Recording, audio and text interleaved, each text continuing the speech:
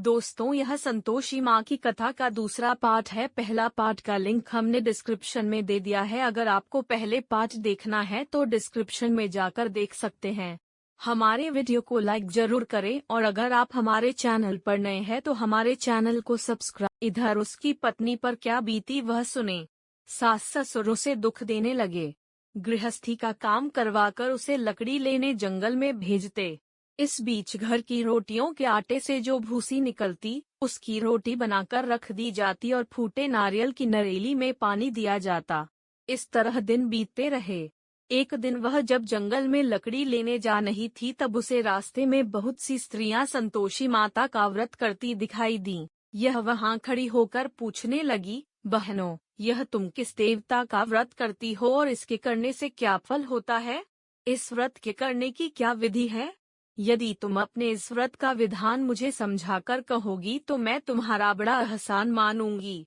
उनमें से एक स्त्री बोली, सुनो, यह संतोषी माता का व्रत है। इसके करने से निर्धनता, दरिद्रता का नाश होता है, लक्ष्मी आती हैं, मन की चिंताएं दूर होती हैं, मन को प्रसन्नता और शांति मिलती है, निपुति को पुत्र मिलता है, प्रीतम बाहर गया हो तो वह शीघ्र लौट आता है, कुंवारी कन्या को मनपसंद वर मिलता है, चलता मुकदमा खत्म हो जाता है, कलह क्लेश की निवृत्ति हो, मुख शांति होती है, घर में धन जमा हो, धन जायदाद का लाभ होता है तथा और भी मन में जो कुछ कामना हो सब संतोषी माता की कृपा से पूरी हो जाती हैं, इसमें संदेह नहीं।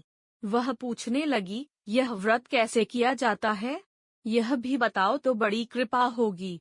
वह स्त्री कहने लगी, बिना परेशानी, श्रद्धा और प्रेम से जितना भी बन सके प्रसाद लेना। 5.25 पैसे से 5.25 आने तथा इससे भी ज्यादा शक्ति और भक्ति के अनुसार गुड़ और चना लें। हर शुक्रवार को निराहार रहकर कथा कहना, सुनना। इसके बीच कम नहीं टूटे। लगातार नियम का पालन करना। सुनने वाला कोई न मिले तो घी का दीपक जलाकर उसके आगे जल के पात्र को रख कथा कहना, परंतु नियम न टूटे। जब कार्य सिद्ध हो जाने पर व्रत का उद्यापन करना। 3 मास में माता पूरा फल प्रदान करती है।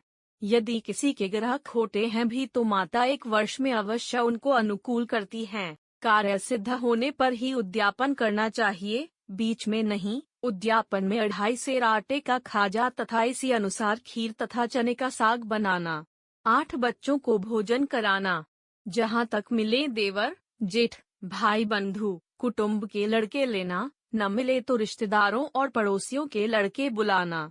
उन्हें भोजन करा, यथाशक्ति दक्षिणा दे, माता का नियम पूरा करना। ध्यान रखना उस दिन घर में कोई खटाई न खाए। यह सुन वह वहां से चल दी। रास्ते में लकड़ी के बोझ को बेच दिया और उन पैसों में गुड़ चना ले माता के व्रत की तैयारी कर आगे चली। रास्ते में संतोषी माता के मंदिर में जा माता के चरणों में लौटने लगी।